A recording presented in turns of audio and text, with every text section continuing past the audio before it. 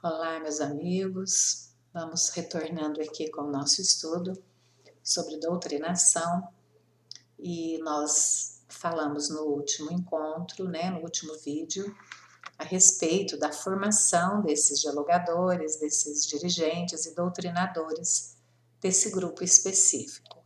Qualidades, perfis, que são importantes que esses irmãos tenham. E existem,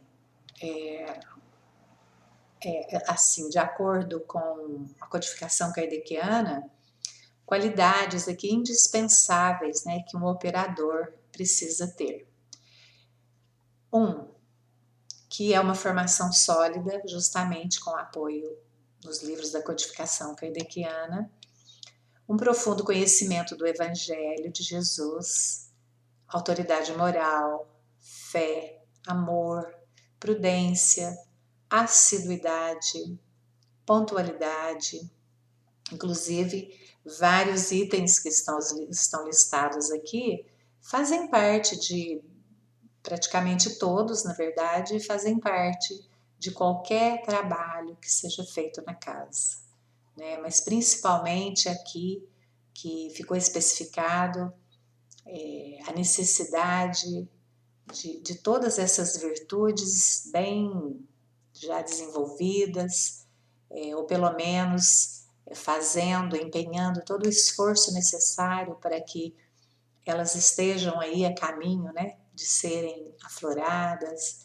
e empenhando assim, todo o esforço possível para que isso ocorra, uma vez que você vai estar dialogando com outro irmão sofredor, irmão inteligente, que é uma individualidade e que passa pelas dores. A diferença é que não tem apenas a parte física, o corpo físico, mas são sofredores que passam por toda sorte de sabores provenientes das más condutas, das más escolhas.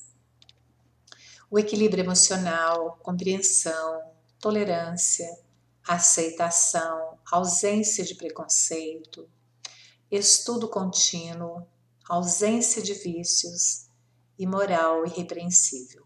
Algo muito importante é essa ascendência moral aliada a todos os outros, evidentemente. E existem dúvidas recorrentes a respeito de tudo isso. O que fazer o doutrinador quando a entidade parte para gritar impropérios? Aconselhar o médium a controlar a comunicação, pois compete ao médium, educado no Evangelho e moralizado, conduzir civilizadamente o comunicante na conformidade que indique o bom senso. Conta-nos, André Luiz, como Celina, uma médium disciplinada, comporta-se diante de uma situação dessas. A entidade tentava gritar impropérios, mas debalde. A médium era um instrumento passivo no exterior. Entretanto, nas profundezas do seu ser, mostrava as qualidades morais positivas que lhe eram uma conquista inalienável, impedindo aquele irmão de qualquer manifestação menos digna. Então, cabe ao médium se educar à luz do Evangelho e das obras, da doutrina. 2. Como orientar o espírito que se queixa de dores, de trevas, que se confessa desesperado ou simplesmente ignora a sua situação? Sob o título Socorro Espiritual, André Luiz nos conta um caso de doutrinação que começa com o comunicante dizendo: estou doente, desesperado. Ao que responde o orientador: sim, todos somos enfermos, mas não nos cabe perder a confiança. Somos filhos de nosso Pai Celestial, que é sempre pródigo em amor. E a mesma entidade dá novo tom à conversa. É padre? Responde habilmente o doutrinador: não, sou seu irmão. Reage a entidade, agressiva: nem o conheço. Mas completa o dirigente a sua frase anterior: somos uma só família à frente de Deus. O diálogo continua até que o enfermo rebelde começa a ceder ao tom amoroso e sincero da argumentação tranquila do doutrinador, prorrompendo em lágrimas. A essa altura, comenta André Luiz, via-se, porém, com clareza, que não eram as palavras a força que o convencia, mas sim o sentimento irradiante com que eram estruturadas. Quer dizer, a vibração daquilo que o dialogador falava com a entidade.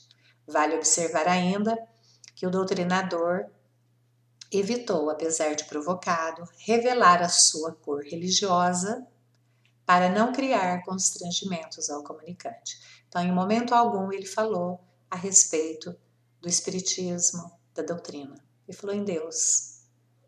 Então, a força do convencimento estava aí. 3. E quando ele se diz preso e algemado, tolhido de suas forças, o que está acontecendo mesmo no plano espiritual onde ele se encontra? É claro que ele está sob o controle das entidades espirituais dirigentes e do próprio ambiente fluido muito bem preparado para este fim. Por isso ele se sente preso, tolhido na sua liberdade, justamente para não criar um confronto, um conflito maior.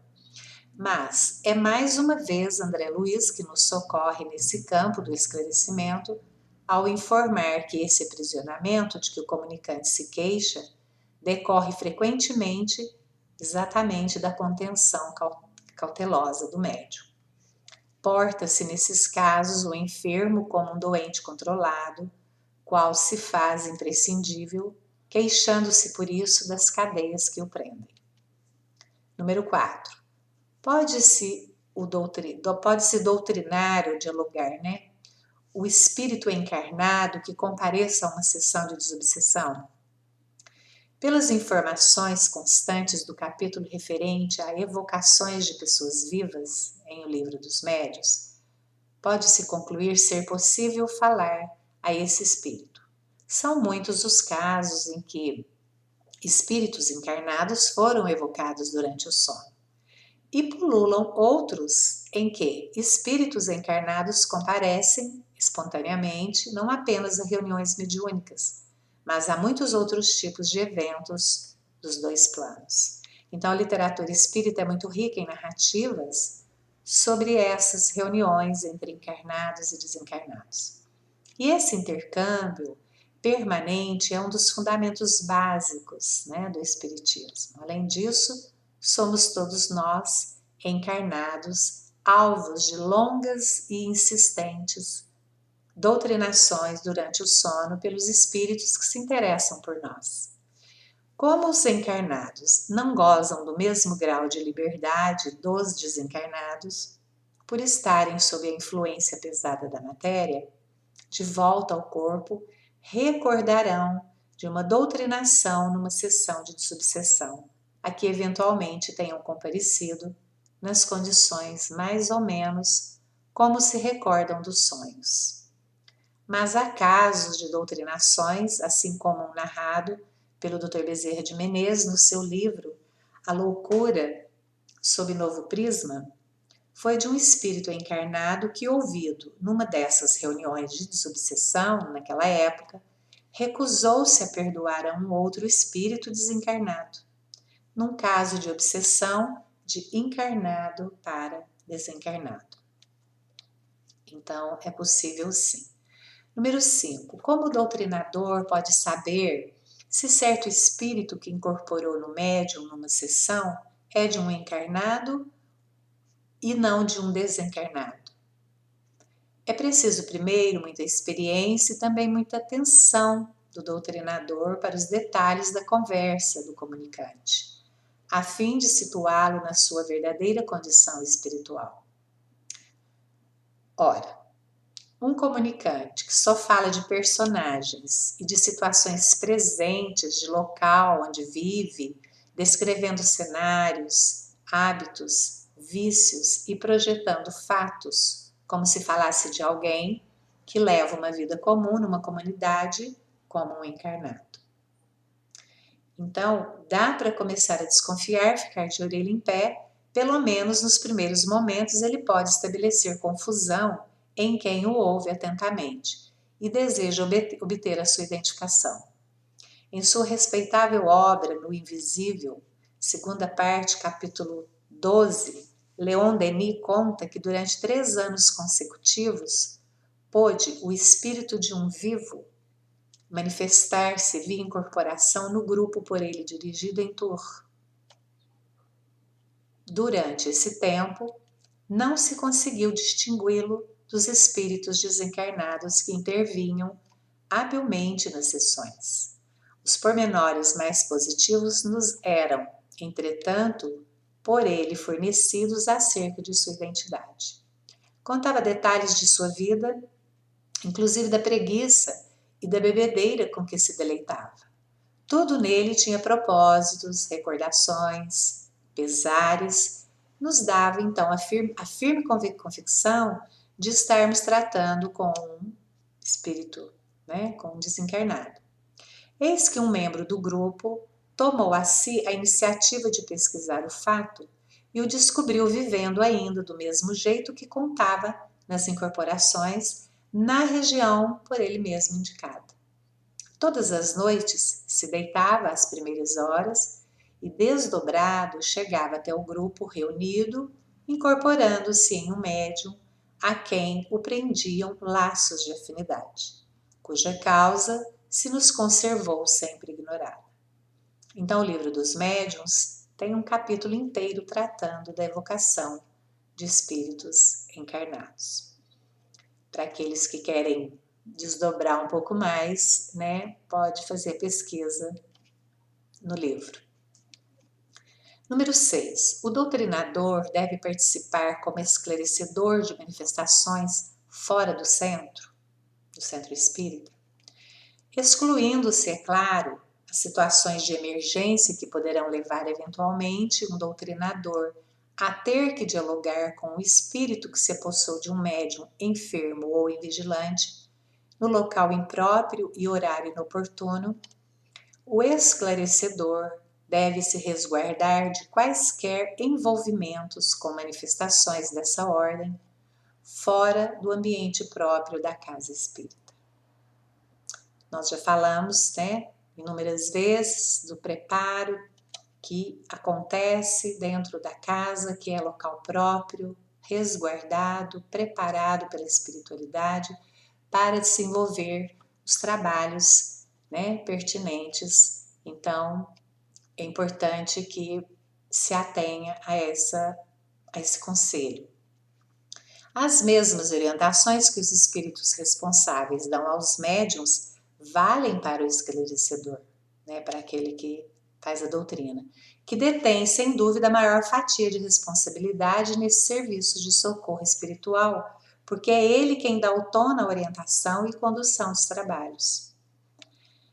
Então, não deve, portanto, envolver-se com qualquer atividade de coordenação mediúnica que não tenha o respaldo de uma instituição responsável, a menos que se veja diante de uma emergência, como já foi dito, inclusive, algumas situações, a gente não tem como deixar de acudir, de dar aquele atendimento, dar aquela atenção, pelo menos aquele primeiro atendimento momentâneo. E uma reunião mediúnica, inspirada no amparo fraterno do cristianismo, não funciona como um tribunal de consciências, mas sim um pronto-socorro espiritual. Os visitantes jamais deverão, no caso, ser compelidos a desnudar seu íntimo ou confessar os erros do passado.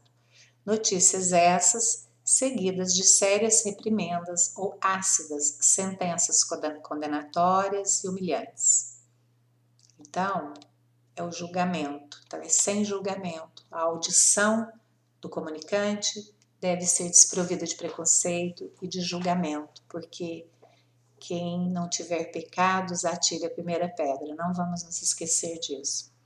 Então, a caridade legítima, profunda, ela deverá sempre nortear tais encontros, Só assim confiando à justiça divina um mecanismo competente de regeneração, poderemos ser verdadeiros ceareiros da caridade, com os ensinos de Jesus em nossos corações, nos nossos pensamentos, palavras, sentimentos, né? Se na incomparável parábola da mulher adúltera substituirmos uma pessoa pela humanidade da qual fazemos parte, teremos certamente a diretriz da doutrinação. Então, é questão de não atirarmos as pedras. Outra coisa é a presença do público, né? As reuniões de educação mediúnica ou de desobsessão são aconselhadas a serem realizadas na casa sem a presença do público. O grupo mediúnico é um todo, vibrando harmonicamente, sendo quase impossível que pessoas não preparadas devidamente, muitas delas apenas movidas por curiosidade, entreguem-se à indispensável concentração, né, de apoio. Então, além disso, temos de considerar, né, que o visitante espiritual, diante de plateia, muitas vezes sente-se vexado, indispondo-se ao diálogo, e nesse caso, como apropriar a doutrinação a um problema que não se conhece, né? Como você aconselhar, esclarecer, dialogar se a pessoa não se sente à vontade para falar, né, do porquê que ela está ali, porquê que às vezes ela acompanha aquele médium, o que está acontecendo. Então é importante,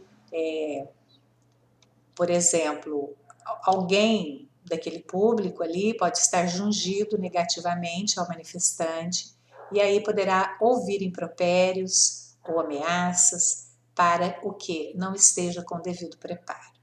Então, podemos ter aí um agravamento da situação entre ambos, né? Obsessor e obsediado. Então, né, fica difícil, às vezes, controlar, mesmo que seja o próprio médium o que deve estar educado à luz, né, da doutrina, do espiritismo, ter esse controle, ter essa ascendência moral, pode acontecer. Então, o doutrinador, o dialogador, ele tem que estar preparado para essas eventualidades. Então, de preferência que não tenha público. Porque também a pessoa que vai, cada um que vai, está vibrando uma tonalidade energética. Não está na mesma frequência do grupo que se deve estar preparado para o trabalho. Então, isso cria uma desarmonia, cria lacunas, né, na egrégora que é formada ali, na concentração entre o grupo dos trabalhadores encarnados e mais o grupo dos trabalhadores desencarnados, né, os amigos espirituais. Então, tem que estar homogêneo, equânime, não pode ter interferência. Então, o público, nós já conhecemos e sabemos que energeticamente não existem barreiras. Então, uma vez que nós temos o nome, que é a identidade da pessoa, o pensamento que vai até ela, então não há necessidade de que a pessoa esteja ali. Ela pode estar em outras situações, no atendimento fraterno, ela pode precisar do passe, ela pode precisar de um trabalho de cura, né, da fluidoterapia, tudo bem, mas nesse diálogo, nesse momento, não é importante. Ela vai frequentar palestras, ela vai frequentar estudos, né, de acordo aí, o atendimento fraterno é que vai direcionar a pessoa para qual setor ela vai ser encaminhada para receber aquilo de necessidade dela. Vamos então encerrar o nosso vídeo e voltamos rápido.